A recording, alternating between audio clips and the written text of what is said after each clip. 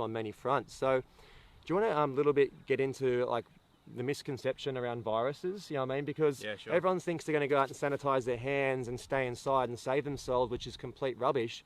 But like, what's some of the science behind it, or some of the thinking that's been covered by the pharmaceutical industry to create more customers and more vaccines and more medicines? Yeah, well, you know, before the late 1800s, there was, everybody basically went by the terrain theory, which is that a healthy body sustains itself and it's in sync with nature. So nature is not out to kill us. We are 100% just a part of nature. So to think that we've got all these killer viruses and bacteria and funguses that are just going to take us out, like how did we evolve over so much time successfully to the point where our populations have always increased even after natural disasters and whatever? How has that been the case if there are so many killer viruses and whatever else that goes along with it? So people knew for a long time that you know, viruses, fungus, bacteria, they're not to be feared. The only thing that can bring on death or disease or death is an unhealthy internal environment. That is what supports the overgrowth of bacterial infections, fungal infections, protozoal infections, and viral infections. Difference between a virus and everything else I just mentioned is that a virus is just an RNA nucleus with it's basically just a protein with some fat around it. That's pretty much all it is.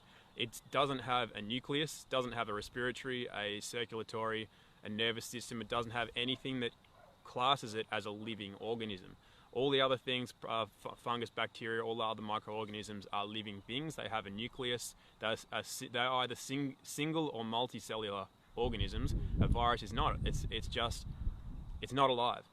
So when I did that video, I was asking people to question if a virus isn't alive, and you learn that in primary school. If everyone remembers biology from year 5, you learn that a virus is not alive. So then the question was, how do you think you can catch something that's not alive? So the only reason you think you can catch it is because the media tells you that. So a virus, even back as far as the earliest studies on viruses when they were done, they are essentially an internal cleaning mechanism that helps to expunge toxic residue or dead matter from within a cell to clean out the cell. So you feel bad because you then have the waste products from the cell going through your circulatory and your detoxification systems. That's why you feel bad and run down. The virus is never attacking the cell or the cell tissue. It's just that you are feeling bad because you essentially have toxic waste coming out through the system. But a virus is essentially a solvent. It has the action of a solvent, which is just a cleaning agent. And even contemporary MDs and microbiologists are saying the same thing. You know, I learnt this about 10 or 15 years ago. My video for some reason went viral, but I only was saying stuff that scientists and, you know, it's like people think maybe I learnt it from talking to the checkout chicks at Woolworths. Like, do you think I did that, or do you think I learnt it from scientists and doctors? You know, like, use your head.